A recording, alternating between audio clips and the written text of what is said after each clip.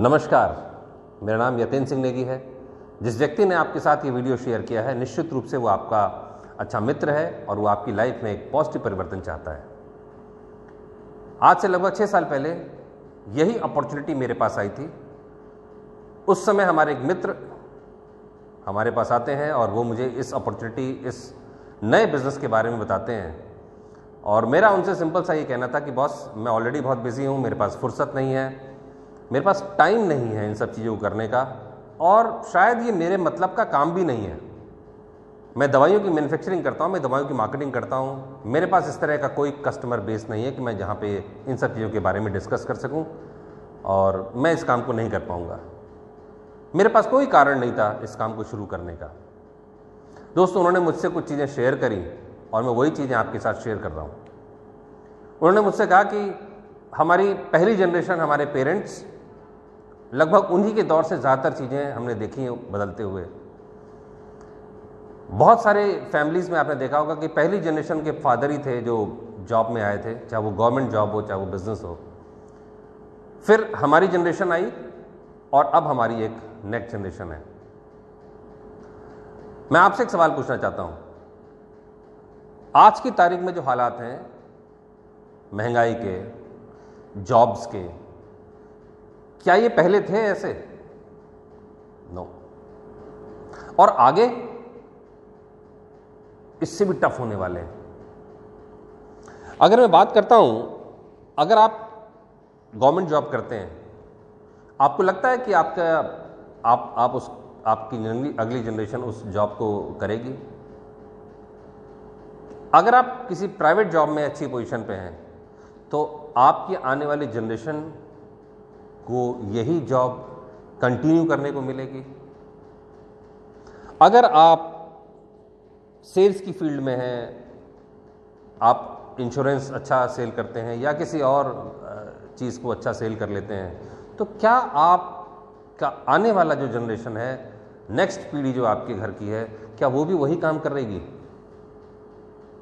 No. आप teacher हैं, आप बुटीक चलाते हैं, आपका अपना पार्लर है, क्या आपको लगता है कि यही चीज़ आपके आने वाली जनरेशन करने वाली है? नो।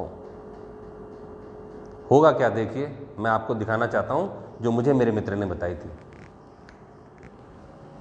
ये हमारे, मान लेते हैं, फर्स्ट जनरेशन है और इन्होंने अपनी लाइफ की शुरुआत करी स्ट्रगल से।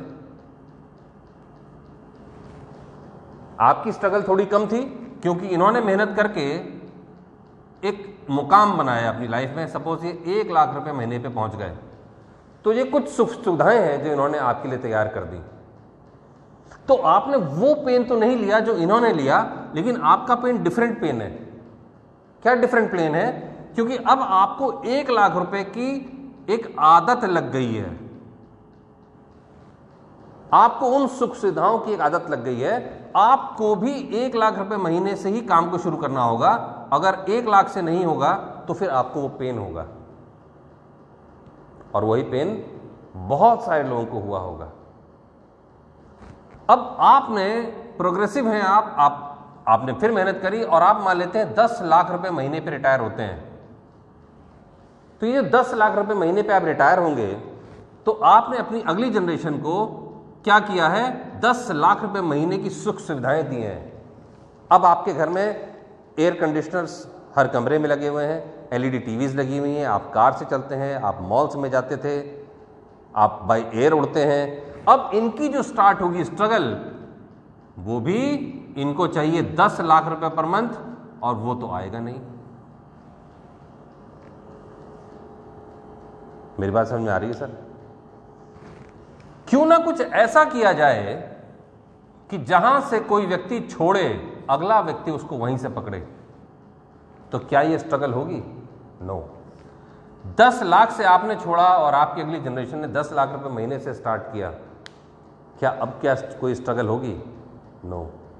बॉस, मैं एक ऐसे बिजनेस की बात आपसे करने जा रहा हूं जिसमें आप जहां से छोड़ते हैं बैटन को, आपकी अगली पीढ़ी उसको वहीं से लेके आगे भागती है। Know struggle. लाइफ में एक ऐसी चीज जिसमें कोई इन्वेस्टमेंट नहीं है, कोई रिस्क नहीं है, लेकिन यस, मेहनत तो करनी होगी।